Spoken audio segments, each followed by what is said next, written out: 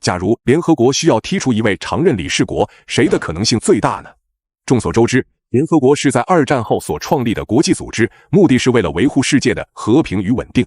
而常任理事国则是由2战中做出巨大贡献的战胜国担任，分别是中国、俄罗斯、美国、英国和法国。自联合国成立至今，陆续加入的成员国接近200个，而常任的5大理事国却始终没有变过。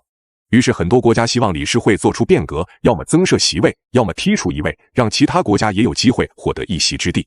那么如果联合国要取消一位常任理事国，哪个国家最有可能被取代呢？按照综合国力来看，虽然美国一直在走着下坡路，但不可否认的是，美国依然是目前世上最强的国家，无论是国际影响力还是军事实力都是很难被超越。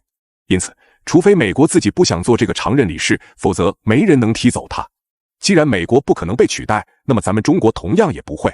要知道，中国的崛起也不过数十年而已，如今已是世界上数一数二的经济强国，是唯一一个有可能超越美国的国家。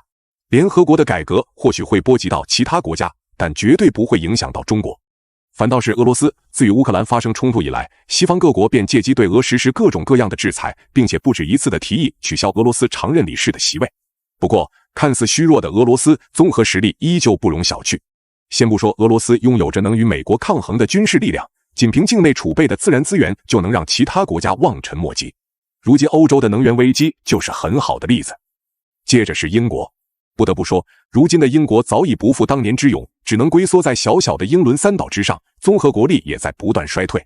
经济上不如曾殖民过的印度，影响力也不及战败的德国，完全没有了当初日不落帝国的荣光。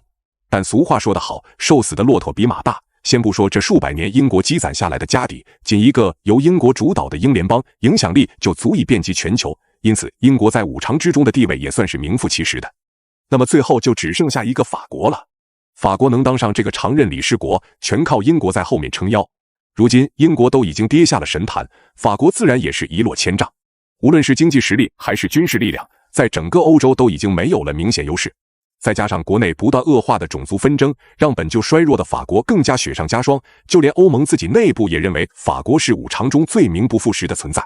不过，即便法国是5常中综合实力最差的国家，但也不是任人宰割的软柿子。先不谈实力强弱，仅法国持有的1票否决权就能让其稳坐保位。况且5常的存在其实也是各大体系间的相互制衡，取消或替代任何一个都有可能打破如今的平衡。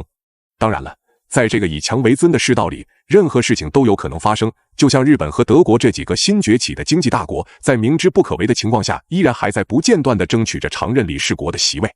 说白了，就是长江后浪推前浪，衰弱的国家迟早会失去原有的地位和影响力。